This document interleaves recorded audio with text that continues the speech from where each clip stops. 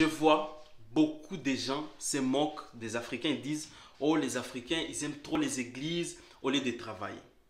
Les Africains, ils se plaignent qu'ils n'ont pas la belle vie alors qu'ils passent tout leur temps à l'église, enchantés au lieu de travailler et du coup leur vie est misérable. Qu'est-ce que Jésus a fait pour eux? Écoutez-moi très bien. D'un un, qui es-tu pour juger la vie des gens? Je répète parce que j'ai mis un accent congolais là. Qui es-tu pour juger la vie des gens?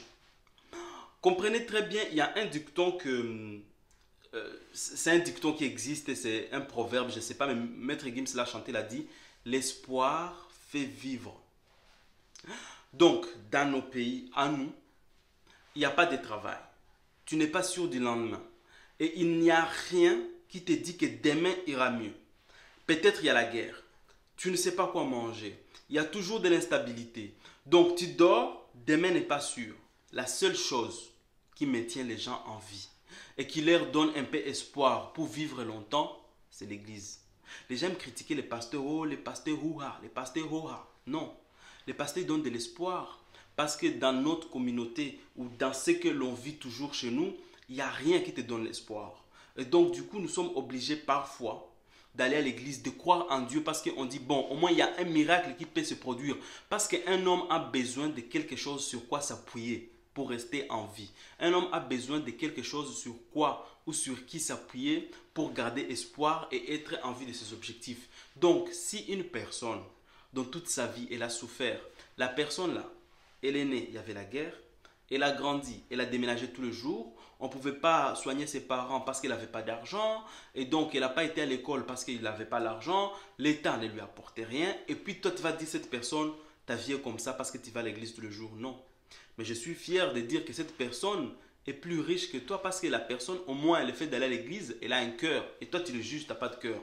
Donc, si toi, tu penses que ta richesse, c'est seulement matériel, il y a des gens qui sont plus riches que toi parce qu'ils ont de l'éthique, de la conscience. Donc, arrêtez de juger les gens comme ça.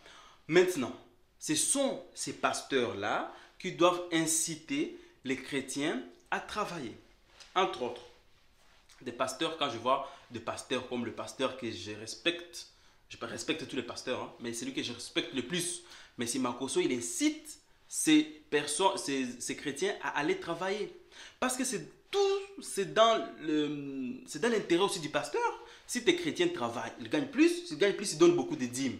Donc c'est dans son intérêt. Il y a monsieur, comment il s'appelle déjà, monsieur Claudel Nubissi, il a dit, j'ai des pasteurs qui me prennent, qui me payent, me disent, viens former nos chrétiens qu'ils aillent travailler. Parce que là, les dîmes, c'est pas assez. Il faut qu'ils aillent travailler. C'est quelque chose de noble. Tu vois? Et donc, nous, en tant qu'entrepreneurs, souvent, on doit arrêter de juger les personnes qui sont chrétiens, qui vont souvent à l'église, parce qu'ils n'ont que ça, sur quoi s'appuyer. Au lieu de les juger, apporte une solution. Va dans leur église, tu dis, j'ai créé un magasin, je cherche des gens qui peuvent devenir des vendeurs.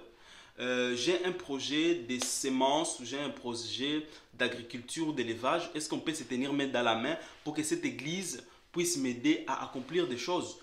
On aime trop critiquer, mais on n'apporte pas de solutions. J'aime pas les gens qui critiquent et qui n'apportent pas de solutions. Donc, si tu es dans les cas de personnes qui aiment juger, oh, les Africains aiment l'église puisque les travaillent, pardon mon ami, ferme ta bouche. Si tu es parmi les gens qui disent que oh, les Africains souffrent parce qu'ils aiment trop Jésus plus qu'ils travaillent, s'il te plaît mon ami, concentre-toi sur ta propre vie. Parce que si vraiment ta vie était bien, tu ne te serais même pas occupé des autres. Reste dans ce que tu fais, laisse les autres faire ce qu'ils font. Parce que tu n'es pas dans leur réalité pour comprendre ce qu'ils vivent. Et moi, avec les reculs, quand j'étais jeune, j'ai pensé à peu près comme ça. Mais avec les reculs, je me suis dit, parfois on a besoin de quelque chose pour s'appuyer afin d'aller de l'avant. Et nous, les chrétiens, comme tous les autres chrétiens du monde, ils ont trouvé leur foi pour s'appuyer aller de l'avant. Et encore plus dans les pays pauvres. Parce qu'il n'y a rien. Tu vois, non? En Europe, Macron peut dire, oui, c'est au mois de décembre, je vais donner 100 € de plus au foyer pour booster leur économie parce que l'inflation aussi est là. Donald Trump peut dire, oui, parce qu'il y a le Covid, je vais donner des chèques de 1000 $ à chaque foyer. Dans d'autres pays, on peut dire oui, si tu n'as pas de travail, tu peux avoir le welfare aux États-Unis, par exemple, ou les aides sociales en Europe, pour que tu puisses vivre. Mais chez nous, tu n'as rien, tu vas rester comme ça. En plus, quand tu es pauvre, même la famille te piétine, les amis te piétinent, tes enfants, ils sont piétinés, toute ta vie, tu vas rester la queue. Quand je dis queue, c'est la queue vraiment là au fond, fond, fond.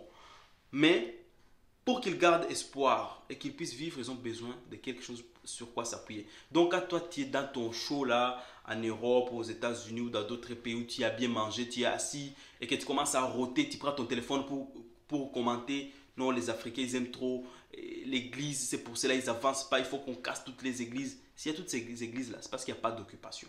Le jour qu'on aura du travail, toutes ces églises peut-être fermeront ou bien les gens pourront se recueillir chez eux à la maison, ça pour autant se déplacer parce qu'il y a beaucoup de travail à faire. Et pour qu'on y arrive vraiment, c'est chacun doit apporter une pierre à l'édifice. Moi, je parle peut-être pour t'ouvrir la tête et toi, peut-être tu dois agir. Moi, j'agis de mon côté. Si grâce à moi, je peux aider une personne à nourrir 3 personnes de sa famille, je pense que toi qui me regardes, tu as la capacité d'aider 2 personnes à nourrir 10 personnes de leur famille, ainsi de suite. Et donc, on ne doit rien attendre des personnes, on doit s'entraider tous et chacun aller de l'avant. C'était Ghislain d'Entrepreneur à Succès. Ciao!